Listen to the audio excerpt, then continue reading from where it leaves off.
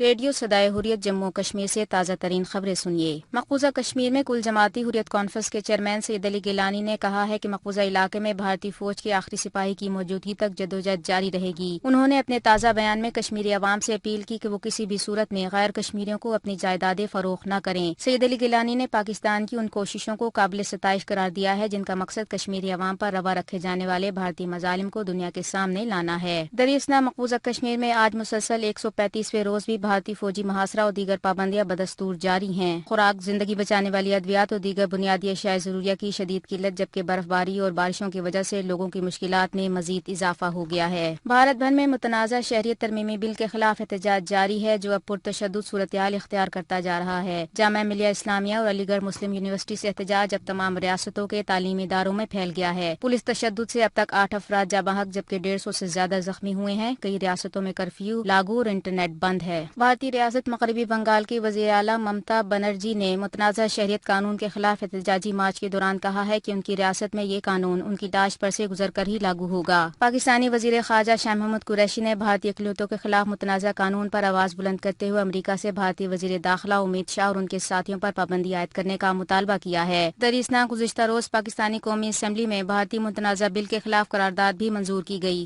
خبریں ختم ہوئیں۔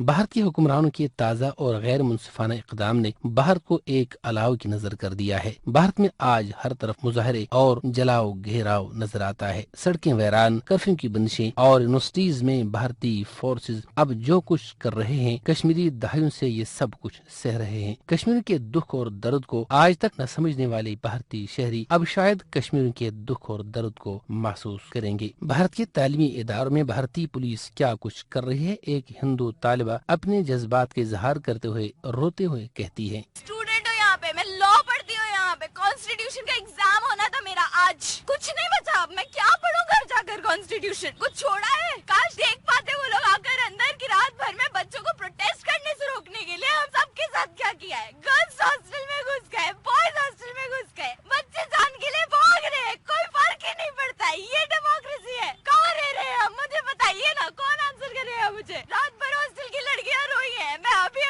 یونیورسٹی دیکھا، پھر رہا نہیں گیا، میری گھر کے ساتھ ایسا کیا ہے؟ ہم بھاگ گئے وہاں سے، ہم وہاں سے اپنے سیف اسپیسز کھوجنے لگے۔ کسی بھی ملک کے حکمران جب بے انصافی پر اتر آتے ہیں تو پھر انارکی اور فساد ہر طرف پھیل جاتا ہے۔ یہی کچھ بھارتی حکمران کر رہے ہیں۔ بھارت میں رہنے والے مسلمان نہ کل محفوظ تھے اور نہ آج محفوظ ہیں اور نہ کبھی محفوظ ہوں گے۔ بھارتی مسلمانوں کو اس حوالے سے سنجیدگی کے ساتھ سوچنا ہوگا۔